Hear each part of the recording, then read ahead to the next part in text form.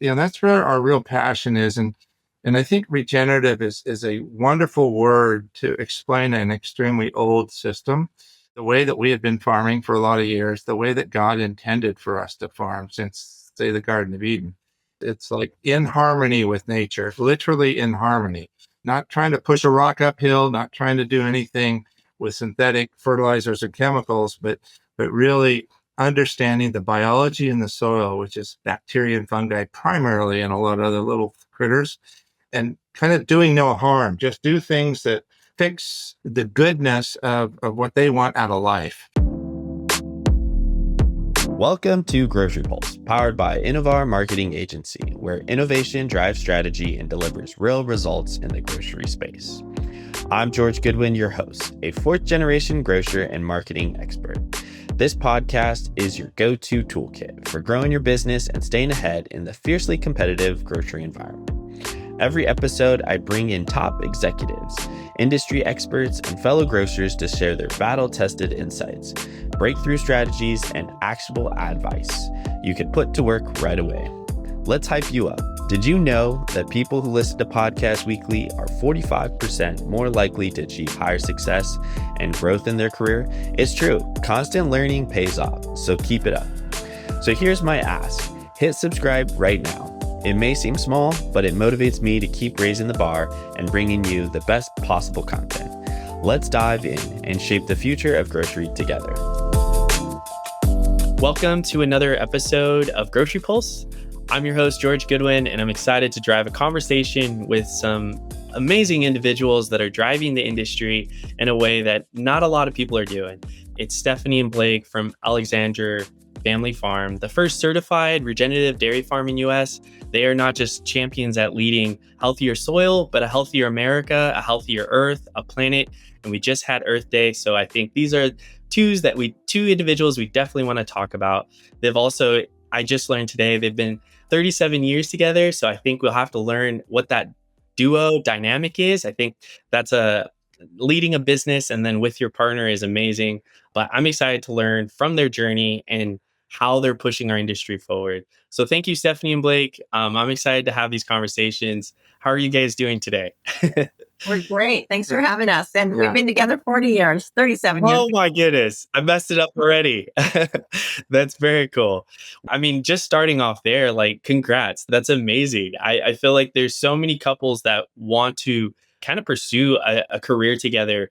But I mean, how do you do it? Like, there's probably not a golden trick, but we hear relationships in any environment, whether it's business or partners, communication is important. But do you guys have anything to say about that? I think in year one, we were involved in some church counseling with other young couples. And Awesome. I think we just made the decision that divorce is not an option. And so we both agreed to that. And I wish more young married people understood that that's the way it should be. And Yeah. so when you rule that out, then you work through absolutely everything.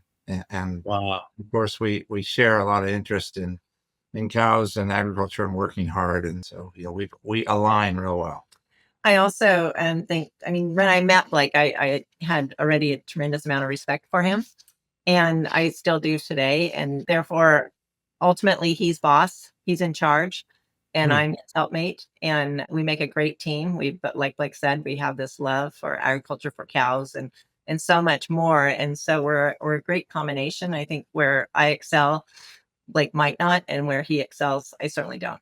So we work well together as a team. Wow, that's beautiful. I mean, I think that the complementary partnership and then even knowing, you're in this together for the long run, there's kind of that absolute connection where there's no other option. We're going to figure this out, whether the business goes down and we're fighting together or succeeding together. And I think that's beautiful. I aspire very much to be like you guys. So thank you and keep it up.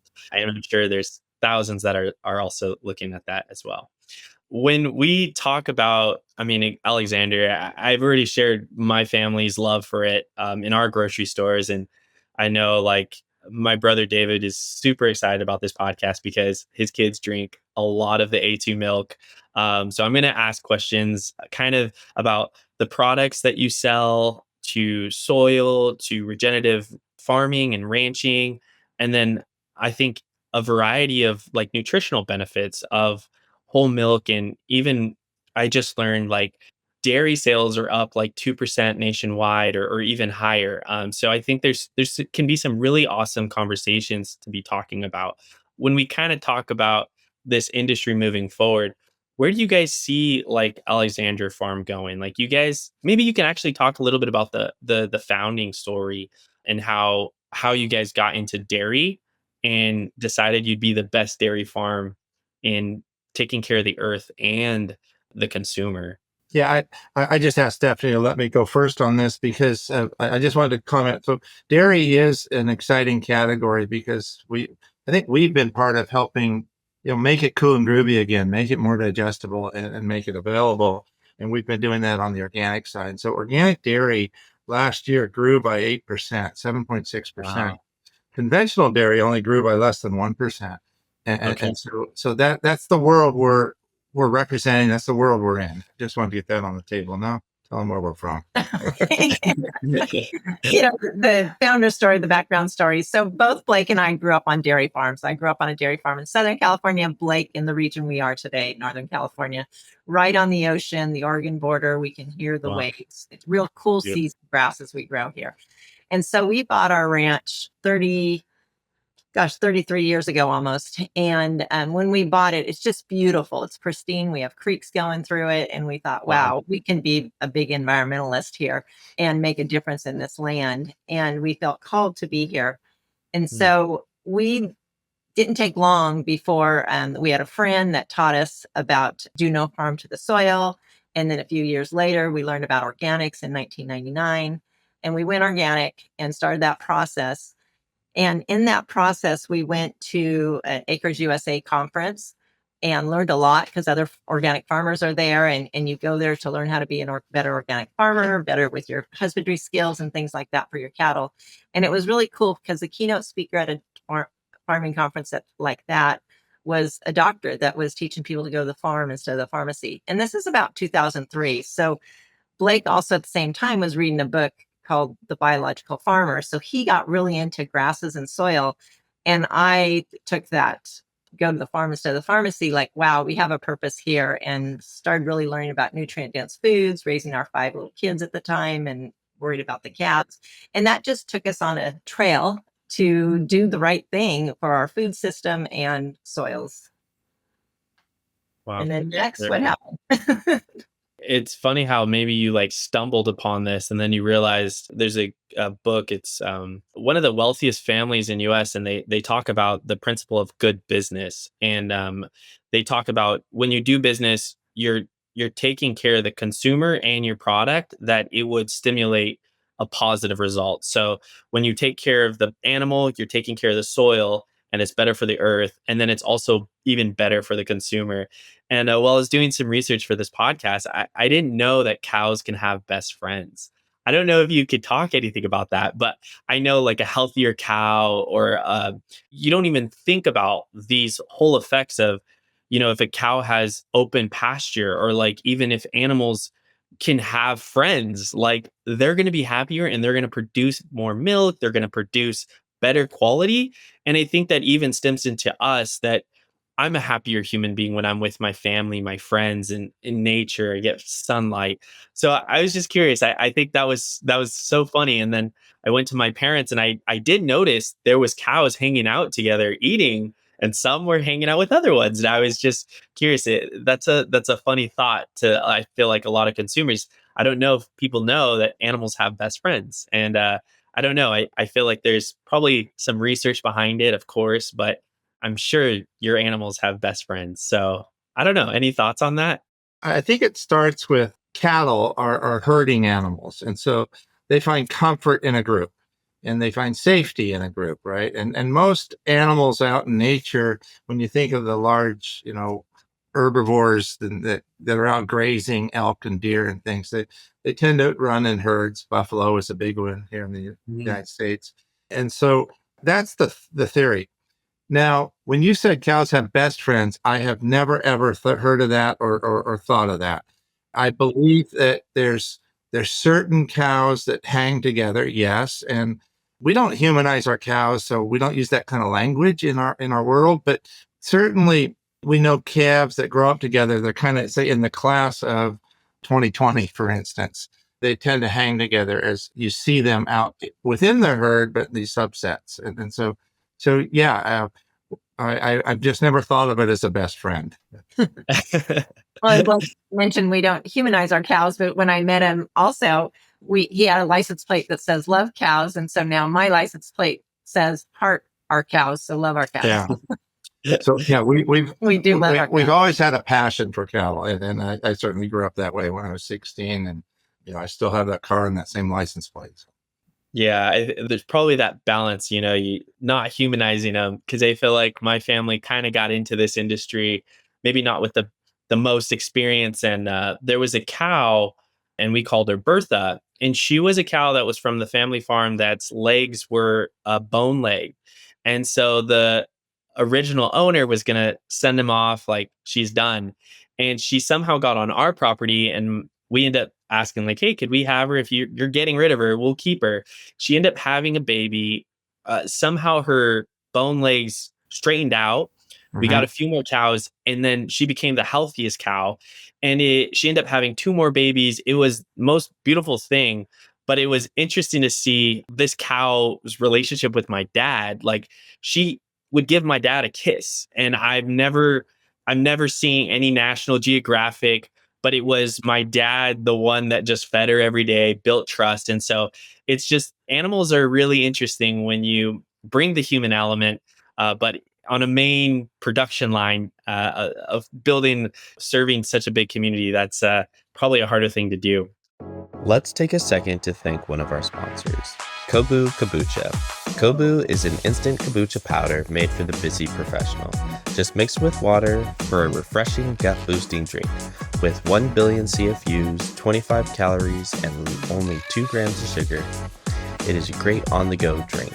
It has organic ingredients, it's eco-friendly, no fridge necessary, and smooth flavors like blueberry mint made it easy to love. Valued at $60, grab your free sample in a waitlist bio below. When we talk about like production of dairy, I'd love for you guys to talk about kind of the trends that are going on right now. Whether it's if you want to start with the soil and work our way to the product, and talk even about Sure. A2. Sure. But I know soil is something sometimes not really considered in agriculture. And you guys are leading the way in regenerative farming, being the first certified regenerative farmer, dairy. And I mean, there's not I mean, not even, I think it's less than 2% of organic dairies. And then you guys are also pushing even the trend in that to go a step further, which is very impressive. I think there's a cool little story here that I'd like to share just quickly to understand about how we raise our calves differently now than we did 5 years ago or 10 years ago, or for the last 5 decades even. In that we raise them in small groups or cohorts is kind of the term we use, of groups of 5. And what we notice, as opposed to being in their individual calf hutch, they like to group up together and cluster together. And again, that's that herding instinct, and of course, relationships are established there at a young age for those first couple of months that are probably going to last, a long, long time. And not all of our animals are in that setup yet, but we're working towards it. It's fun to do that. You mentioned, the trends. The big one for us was, and we were the very first certified regenerative farm in the United States, in Wow. regards to being a dairy. It was just a brand new concept, and we happened to be in line first. It's not because we set out to do it. But regenerative is I'd like to speak to that. That's where our real passion is. And I think regenerative is a wonderful word to explain an extremely old system, the way that we have been farming for a lot of years, the way that God intended for us to farm since, say, the Garden of Eden. It's like in harmony with nature, literally in harmony, not trying to push a rock uphill, not trying to do anything with synthetic fertilizers or chemicals, but really understanding the biology in the soil, which is bacteria and fungi primarily, and a lot of other little critters, and kind of doing no harm. Just do things that fix the goodness of what they want out of life. and literally taking care of them. And so when I think of all the livestock on our ranch, the first thing we tend to think about now is our biology in the soil and how we manage that, because that's what allows, healthy soil to make healthy roots and plants and healthy cattle and then healthy milk. Very cool. Make that to the grocery store stuff. Well, one thing I think of as we've learned about regenerative and more plant species we are putting in our soils, it just wakes up the dormant fungi and activity to where it's growing more nutrient density in those plants.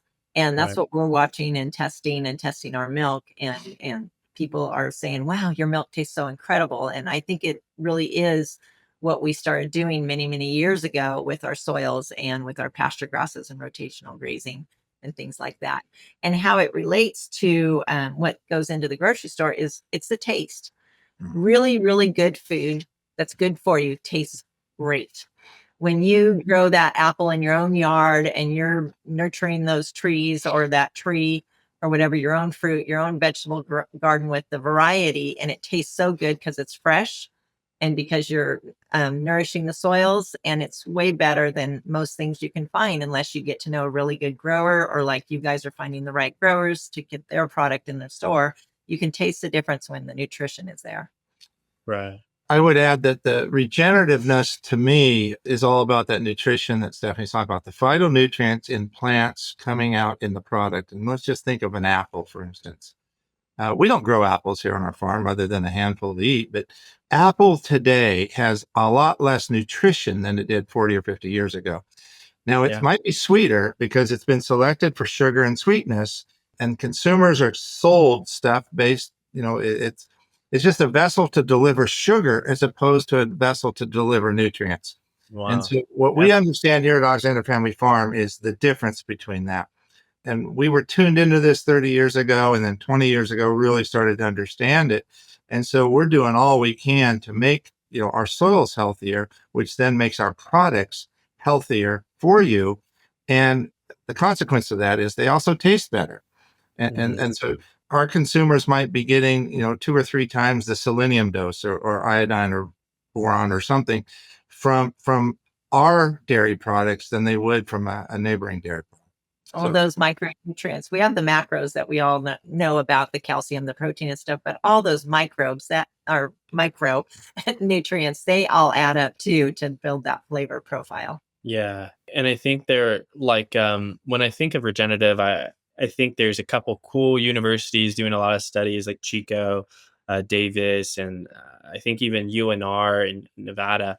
But it was interesting to see, there's like this beautiful rotation. You guys talked a little bit about like crops or grass fields, letting cows move from one to another, but there's the environment that plays a role as well. So like I think on your guys' website too, you guys have like geese, and the geese are fighting for the grass and the cows are fighting for the grass. And the geese put something back into the soil, the cows put something back in the soil. And then there's a component, the cows walking on the grass, making the soil movement, putting more nitrogen or different things like that. And I think that's what it kind of plays in that direction of being more regenerative, where not just it's not just organic, where it's a certified organic crop. There's so many different components that make the grass grow greener and strong and healthy again, and you're creating a better product because of that, and it takes care of the land. There's even some component of taking care of your team or your employees or anything like that. I know they're pushing different things like that. I kind of want to talk a little bit. So the soil is really important, but there's also a product, right? So there's the dairy and the creams and the different products you guys are making. I'd love for you if you could tell kind of some components of the nutritional value of like A1 or A2 milk, and even those different consuming those products. Yeah. So we produce A2 organic milk. Everything we do is A2. A2 is the DNA in the protein of the milk. All milk, all mammal milk historically is A2. Breast milk, goat's milk, water buffalo, all mammals. And so there was a mutation in dairy that happened many, many years ago where there was histidine where there should be a proline in the amino acid chain, in the protein chain. So we're talking about a protein. A lot of people think they're lactose intolerant, but in reality, they're sensitive to the dairy protein because they can drink goat milk maybe, or they were breastfed. And yet they say, oh, I can't do dairy. I'm lactose intolerant. I can't eat cheese. I'm lactose intolerant, but there's no lactose in cheese.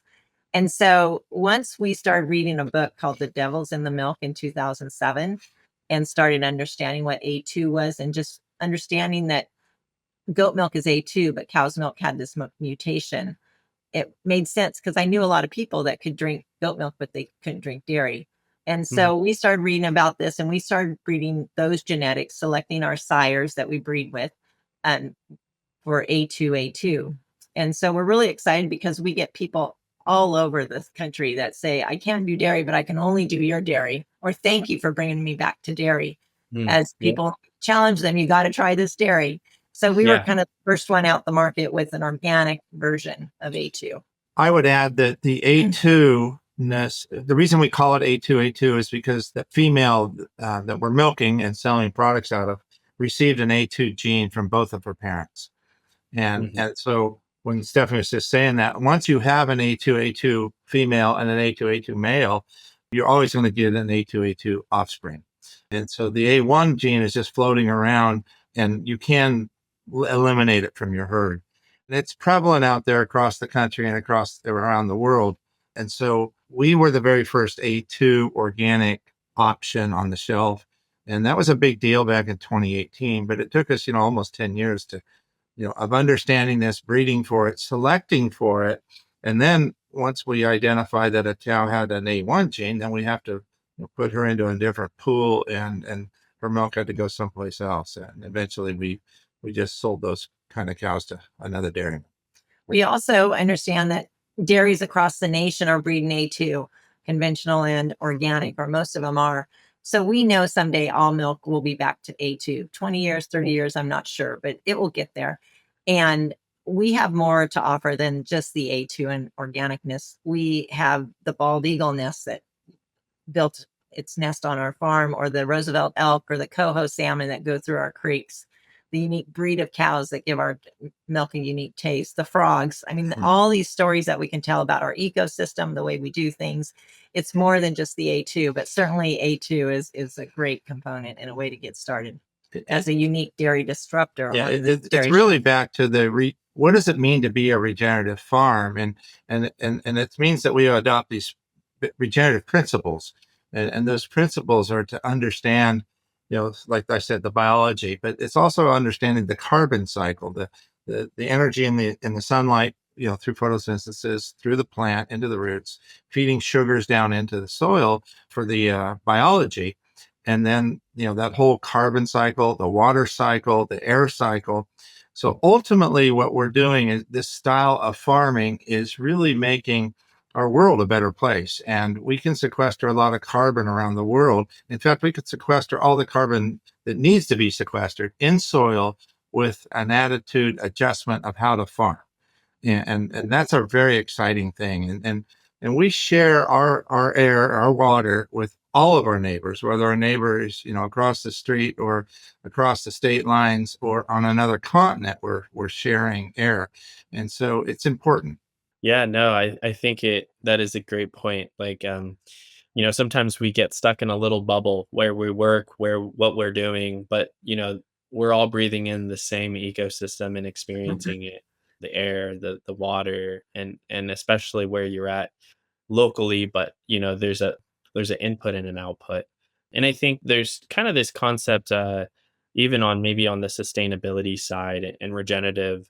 I'm curious, cows have a lot of, I apologize if I'm wrong, but like close to 7 stomachs, and they're constantly chewing. Four Four stomachs. stomachs? Okay, maybe they're 4 stomachs, and they're constantly chewing, redigesting, breaking things down. But they have their waste, and there's an output there. And I think regenerative farming has a component where that carbon or the nitrogen and carbon are kind of getting put back into the soil they when they move around and they're facilitating in their ecosystem. And I think I read something that it reduces global greenhouse gases, and potentially that offset. Whereas most dairy farms, they're almost in a feedlot and it's just dirt or mud, and they're not basically doing anything besides milking and barely even moving. Some of the listeners, there's CPG companies, or they're trying to lead in a way that is respectable, better for the earth, kind of like following your footsteps. There's probably so much pushback, like in a sense of being organic, regenerative, going beyond the certificate, making sure your output is a balance. Maybe there's some type of company and they want to push the industry. What's kept you motivated, and you knew that you had this drive that it would pay off? Because sometimes you try too hard and maybe it doesn't work. And so what's kind of that experience, and what advice do you have to CPG owners, or thinking about taking that step? Let's go back to the four stomachs. God gave these herbivores, these ruminants, to digest food, feed stuffs, grass and forage that humans can't digest. And so they're truly a gift. These cattle are a gift to us, and part of this ecosystem cycling that I was speaking of. And so they do need to be managed out on grass and out on pasture. And then of course we bring them in, a couple times a day to milk them. And so Okay. that's a beautiful system. It's important that people understand that it's not the cow that's at fault. It's kind of how we treat the cow and how we whether she's contributing positively or negatively to global climate change. So that's that. And that's all, again, part of this regenerative unlocking of knowledge that we've been able to, kind of embrace for the last 17, 18 years and just continue to learn more and more about, which then leads to products and hopefully we're bringing something to the shelf that, to your grocery stores that consumers can really feel good about. Our products are usually priced pretty high because we don't take shortcuts in the processing system. And so we kind of do it extra effort at every turn. We pasteurize our milk low and slow, which is a much slower process, but we believe it retains more of the integrity of the nutrition for the consumer. And so there's a lot of thought and a lot of, I guess, nuances behind the bottle or behind our yogurt container or our kefir container, I think are really contributing to a better, healthier world for both cattle and our people and, your customers as well as ours. We're looking at right now my screensavers, and they're all our cows. And something unique about when we went organic and you're grazing your cattle, we went all over the world looking for what are the best grazing genetics. We traveled the United States looking for them too, as well. Back on our 15th wedding anniversary, our trip to New York, and looking at different breeds. That's what we think is a fun vacation together. So that's great. We love to visit other farmers. And so today I look at these multicolored cows, and some of the cows have goggles on. They're black circles around their eyes. Those are the Fleck V's that are from Germany. And then we use New Zealand genetics, Kiwi crosses, just these different beautiful genetics that are grass grazers. And so that's what we concentrated on, which also gives a different profile to our milk and the taste. Interesting little fun fact. This morning, my daughter Vanessa and I drove an hour south to separate a load of heifers, young, pregnant animals that are probably close to a year and a half old.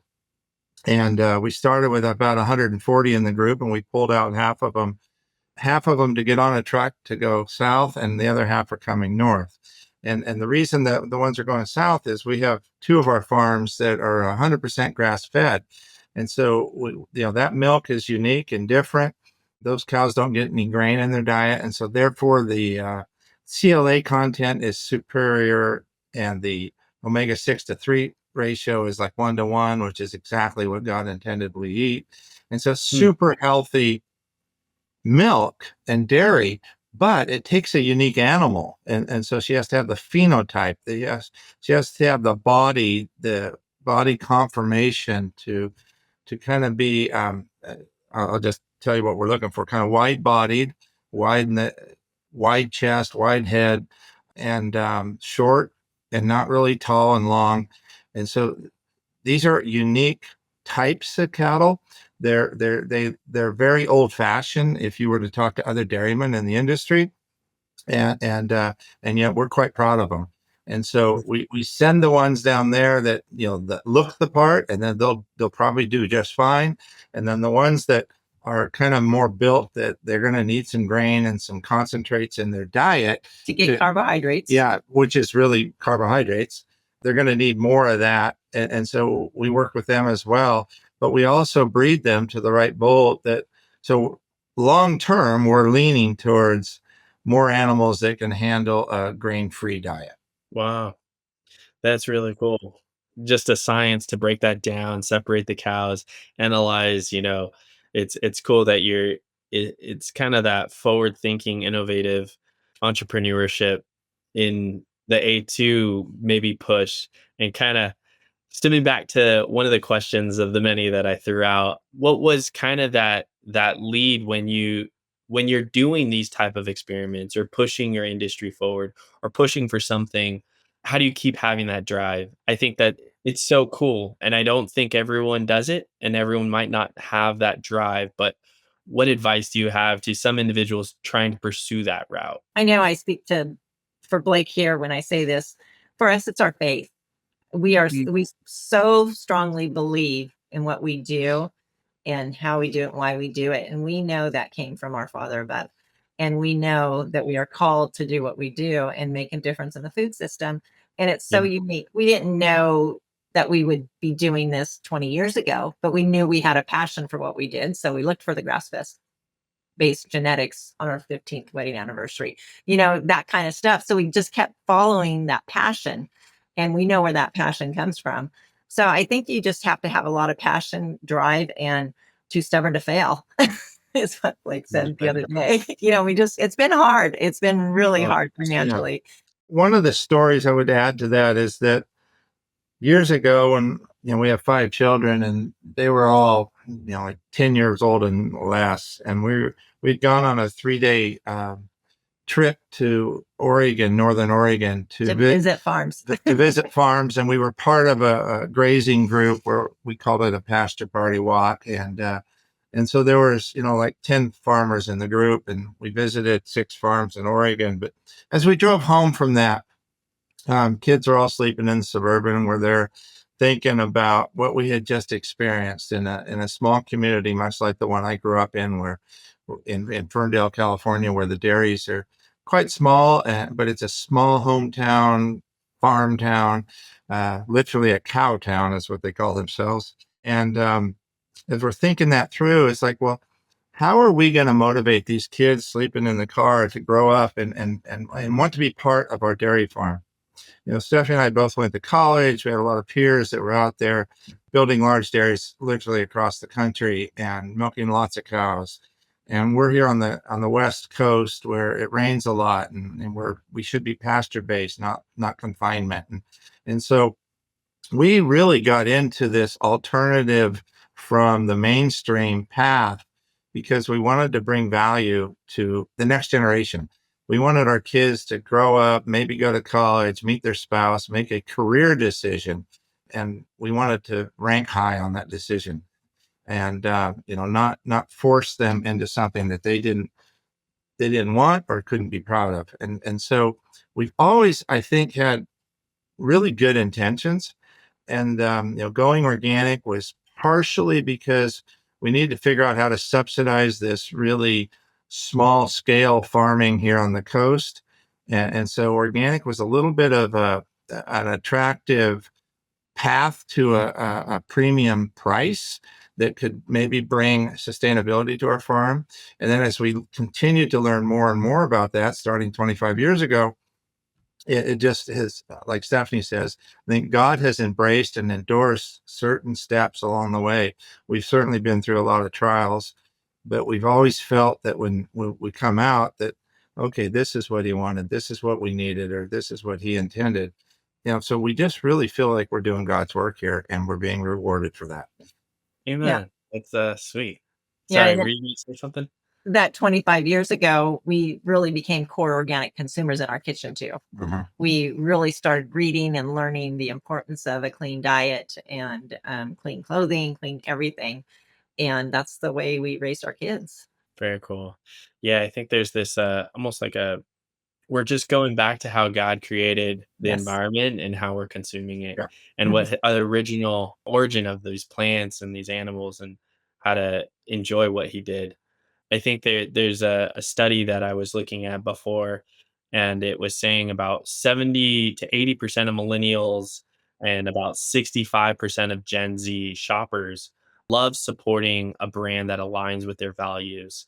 And I think they're the ones also learning, they're one of the most educated consumer.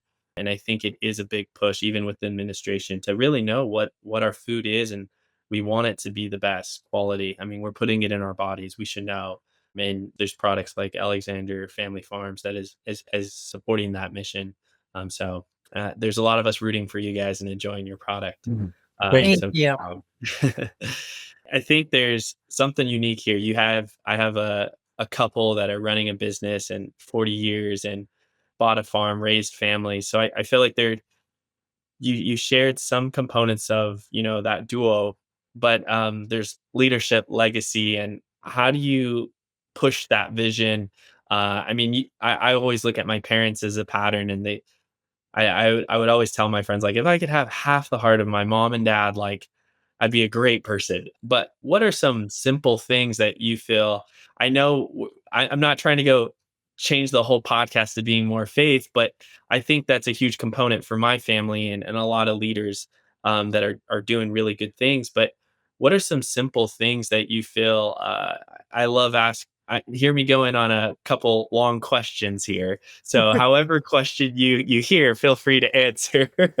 But what makes you smile at like the end of the day, like pushing your legacy? Like, what makes you smile at the end of the day? Are there? What So makes for me smile is walking around the farm. I mean, I just love it. When we start our brand, we knew from the very beginning we're starting a brand to take care of our team, our community. We didn't want to sell our brand, Yeah. and we're holding on to it.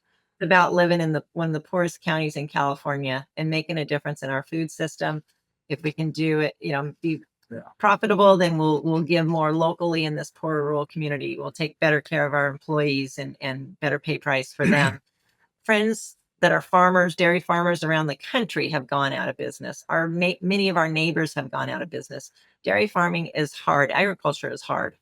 Yeah. And but dairy has real. I mean, a lot of agriculture has been difficult to get big or get out, and that's shouldn't be like that. And so, get unique and stay in. Be a disruptor. Do something different. And so that has been really fulfilling that we're 7 8 years in almost and hit profitability, paying employees better and taking care of things and doing business. That's rewarding and not about us with a big house or fancy cars or anything. That's not why we did this. Yeah, Stephanie wrote this into our mission statement. The last sentence says, and to make God smile. And so what oh, makes us smile is anything that would make him smile. That's the short answer. I want to that's hear, well done, my faithful servant. Amen. That's awesome. Very cool. That's cool how you added that to the mission statement. I want to say I found that, and that's why I asked that question, but I did not. But that's really awesome to hear. That's very cool. How is like now it's like when you team up with retailers conveying this story and helping, some of their marketing align with, you're not just buying milk, you're buying a whole philosophy, a lifestyle, making God smile. You're how do you partner with retailers and what do you want them to know about you so that it's not just milk. There's a Yeah. whole story behind it. I'll go back to the legacy part of your first earlier question.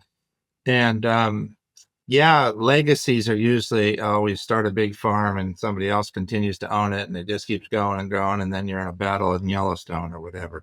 That's not our reality in any way, shape, or form, yet components of that are.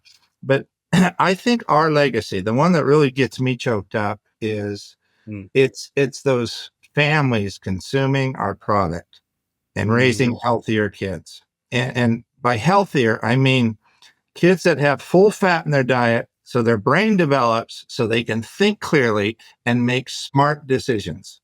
And hopefully their parents are eating a little bit of that along the way and can regain those same attributes. So that's the legacy we're trying to do, is that food can not only be fun and make you feel good about your environment, but it can make you feel good because it's good for you Mm. and allow you to make better decisions and smarter decisions and be all you can be. That's awesome. Be all you could be. I think it's milk is a healthy product to have for when you're growing. There's a lot to the omega oils and the benefits nutritional, especially there's some studies on children's growth, and they eat public school systems food, and you see little girls developing at faster paces than they normally would because of some of the diets that are in the school systems. And so, I mean, it's awesome for you to target the children. I think my dad always told me, I would always ask these crazy questions when I was little. And I'd be like, Dad, if you were the governor or the mayor, or, what would you do? And he said, I would take care of the children because that's the next generation. Yeah. That's Yeah. you're Yeah. fueling an educated consumer and different things like that. One of our family stores was the first all organic grocery store in 2008. I think I talked about it in the last episode with Callie Woods with CCOF, and she was um, she was just encouraging, on this. Sometimes it's like the road is narrow, but the reward is great, and I think you just keep pushing, and I think investing in children and their diets is something you'll never regret. I also I feel like there's always partnerships and networking, and I got to meet you guys through Expo West. What do you feel is dairy is hard, farming is hard. I mean, 100 years ago, maybe everyone farmed. Now, only less than 5% of the population farms. So there has to be this component of you have your legacy, your vision that's driving you, your faith. What are some key partnerships in like with retailers, or even launching as a CPG product, expanding, when to know to expand into different categories? Any thoughts there? Yeah. So let's go back to what I spoke about on legacy. And legacy, again, is the families out there consuming our products. Yeah. And so at some point here a year ago, our brand was selling more milk than we make. And so we kind of saw that coming for a year or so and started to develop partner farms. And so as we help and do our part in bringing healthy milk to consumers, we're going to try to bring some of our neighboring dairy farms along, both in Oregon and here in California. And that means getting them certified regenerative and understanding those regenerative principles so that they also can make the right milk. Very cool. And of course, they have to have A2 animals and whatnot to qualify for our brand. So again, hopefully we can help this category continue to go and grow. And the category has always been defined as A2 organic milk, but I'm now thinking, no, it's nutritionally dense dairy product. That's probably what's in our future. And we were partnering with a handful of groups that will help us tell that story and help us identify really what's in our milk. There's a group called Edacious. There's a um, John Kemp, who is advancing eco agriculture, is now a consultant for us full time to not full time, but I mean we've got a long term commitment to each other to help our brand truly deliver more nutritional food through the soil. And so we're really excited. He's going to be out here next week, and we expect to help ourselves get better and then these neighboring farms, and eventually that should just continue to go and grow because consumers truly want this, and consumers are willing to pay more to get more, and not only are they willing, but I believe that they have a right to pay more Yeah. to get. Often.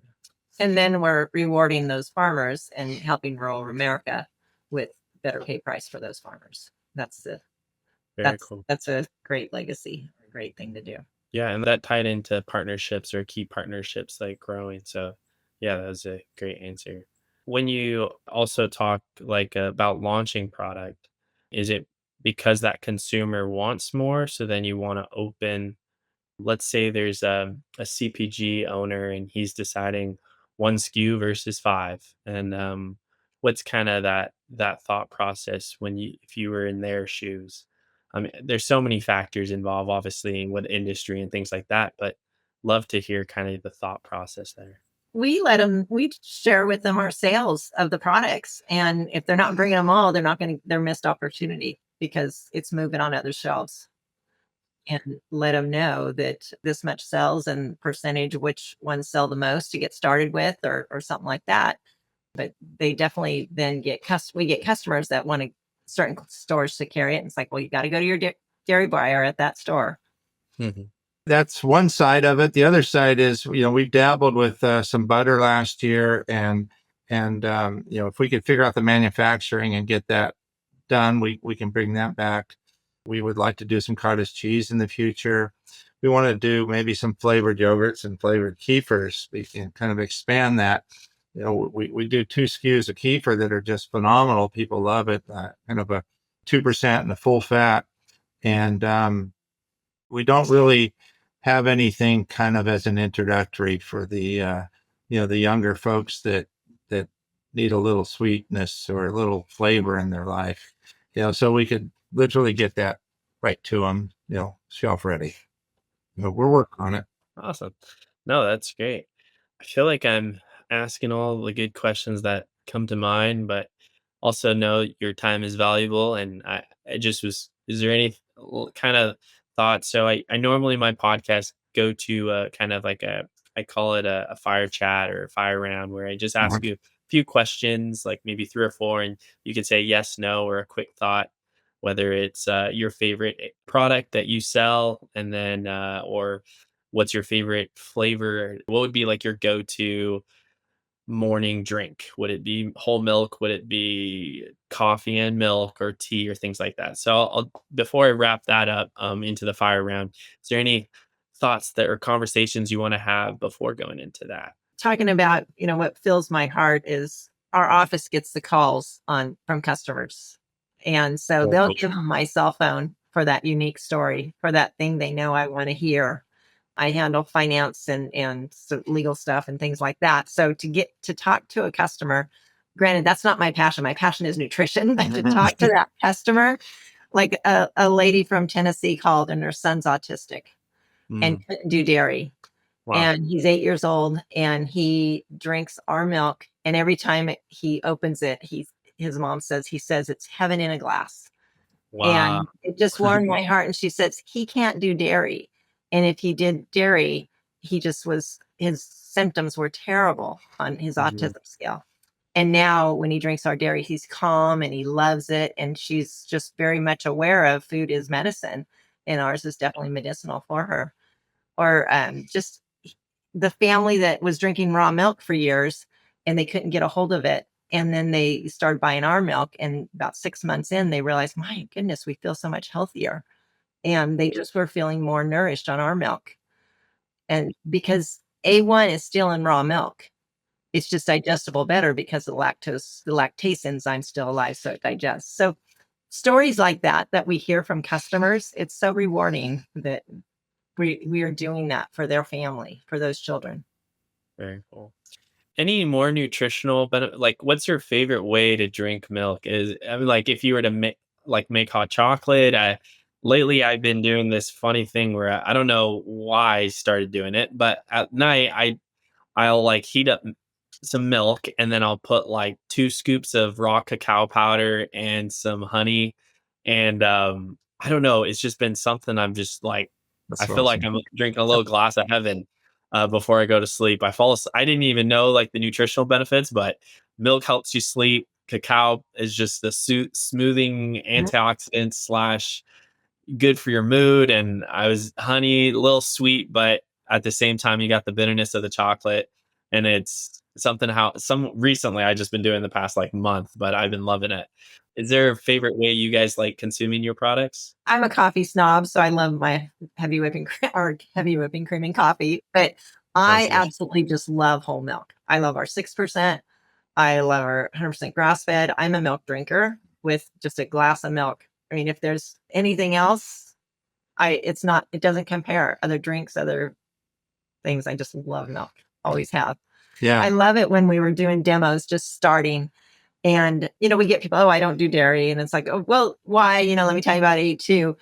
But then sometimes you get this beautiful person, whether it's a male or female, walking up to you and they're like, oh, I love milk. And it's like, I can tell. You just see that glow in their health.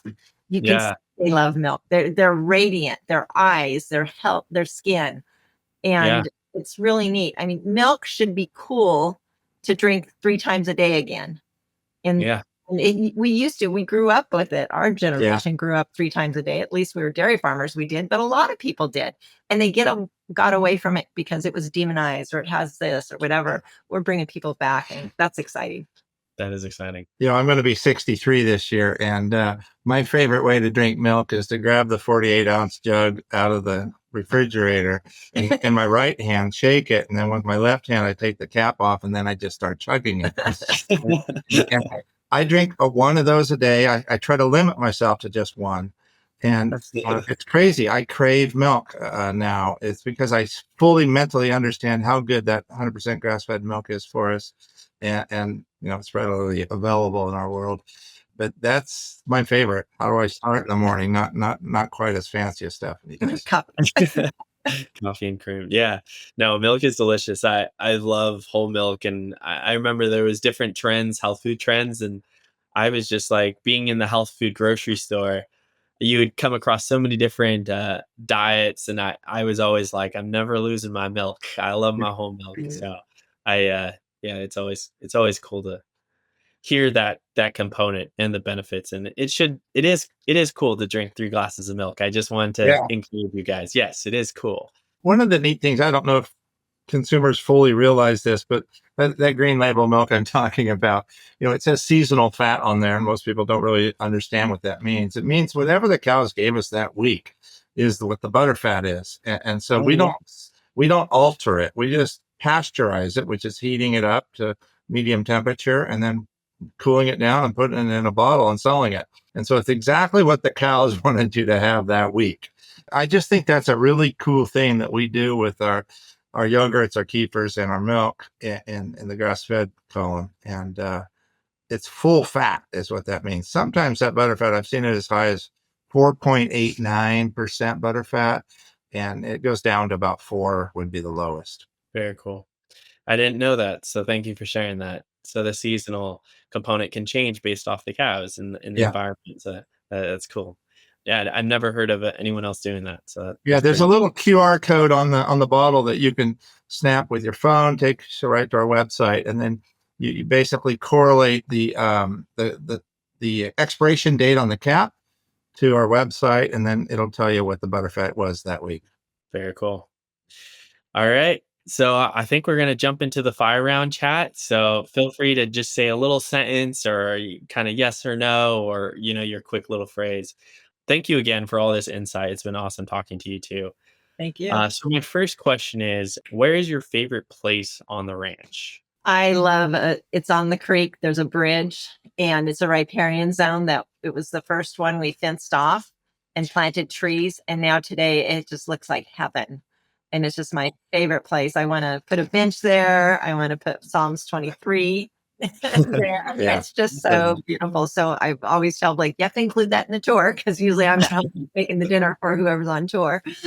Awesome. What Yeah. about you? Yeah. So my favorite place has kind of always been, this is crazy. I get choked up just thinking about it, but it's field 10C because for no particular reason. And I like to go down there. Yeah, we developed 25 acres of wetlands down there. About 12 years ago or so, it was me and our 2 oldest boys that kind of did all the work. And it was just a fun, exciting project. And we were really doing that in to create habitat on our ranch for wildlife like primarily ducks and geese and elk. And there's a herd of 200 to 300 elk that are always out there. and it's just a neat spot. And because we dug out and created the water wetlands on about a 1.5 mile trench, if you will. That's not a trench, but it's a really cool space. There's water all year long, so there's insects and there's little birds and swallows and everything. Yeah, there's just a lot of life there. I love Right. going on a drive with Blake, and we've been so busy we haven't done as much. But Yeah. like we went last weekend and seeing a beaver dam, that's exciting, and just Very seeing cool. different things that it fed the soul just to go Yeah. on that drive last weekend. New beaver dams are showing up on our ranch all the time, and it's exciting. I was just thinking, why do I like that field so much? Because I've never really had to answer a question like this, but because on the other fence between our property and the ocean is what they call a state park. It's not really much of a state park, but it's just all overgrown and ugly and gross. And the wildlife lives on our farm. And to the left of us, the other way is more ugly, overgrown neighbors that don't manage their ground. And when we took over that property, you couldn't tell where the fence lines were. And now I'm just extremely proud of the life that we've kind of brought back to that setting. Wow. And we get to graze some animals there and grow out our heifers. Very cool. Pretty cool. This reminds me of a cool story. If I could take a moment to share. I know. When the kids were little and it was a rainy day, driving to town in the evening, and the frogs jumping in front of our car On the road. and the kids would call them kamikaze frogs, and we had so many. But as soon as we left our property line, the frogs were gone. And we've gone on walks and saw in the stream or the water, all the little pollywogs or the frog eggs. So we have a lot of frogs on our farm. But after I realized that thinking about the kamikaze frogs, the kids talked about that Sunday in church, the pastor went to Psalms 23, and it talks about the green grass. And in the bottom part, the concordance part, it said, I looked green grass where life flourishes. Wow. And it's just our green grass, the life flourishes and it just keeps growing, and the wild animals and things on our farm. It's just exciting to see those beaver dams start up. Next question. Sorry. Yeah. No, I honestly like it. I love the fire chat and I love my style of podcasting because some people really create an outline. They expect everyone to follow to it. But I love stories, and I think, we're people, and the more people can experience how we are and how we work, what philosophies we live by, you can impact them more. And so it's awesome to hear, the choking up, or the memory when you just need to go to the field to maybe pray, or to rejoice, or whatever that experience is. And it reminds us all, we're human, and it's beautiful. So really quick, favorite product? We'll serve 48-ounce green label, 100% grass fed. Awesome. What about you? I love the whipping cream because I love my coffee. Awesome. That sounds delicious. I need to try that.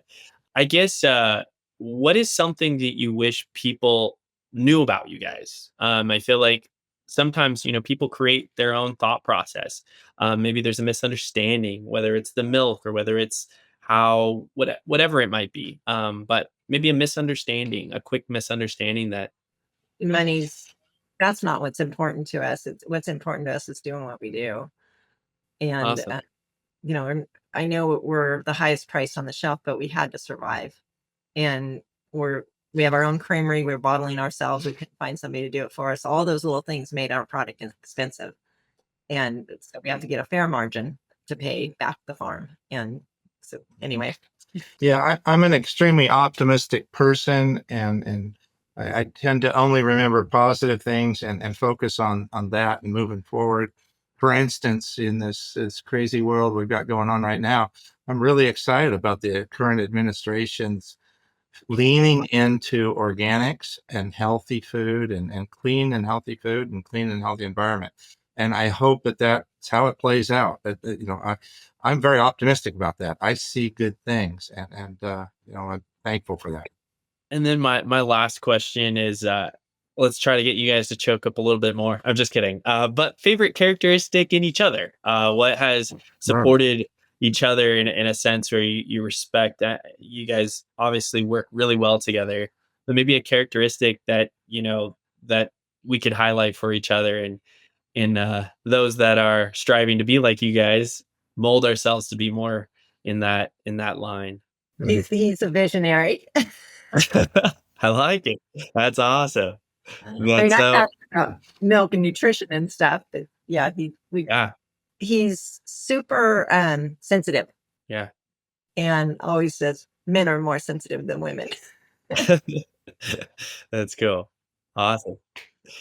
What about you, Blake? Yeah, well, I think Stephanie's is certainly, I admire her hard work.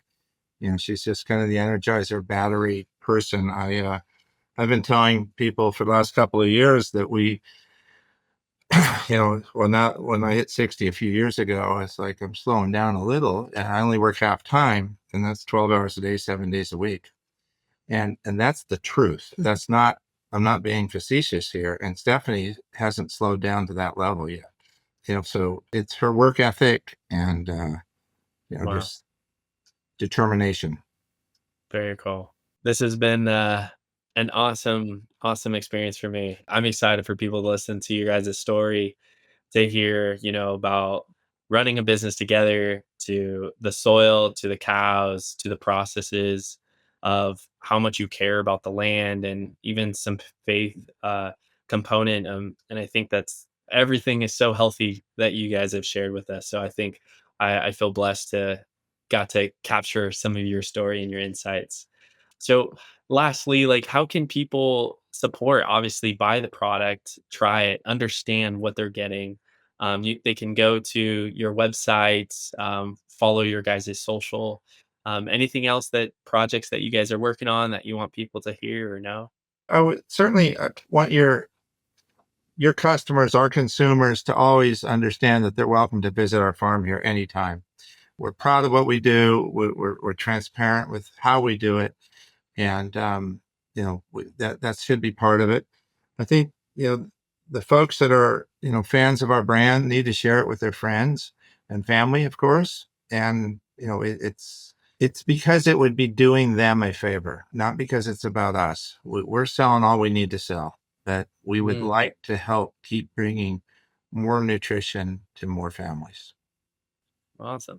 And just we thank you to all our customers. Really, thank you. We started putting the word thank you on our bottles because we just want them to know we appreciate that they're reading our bottle.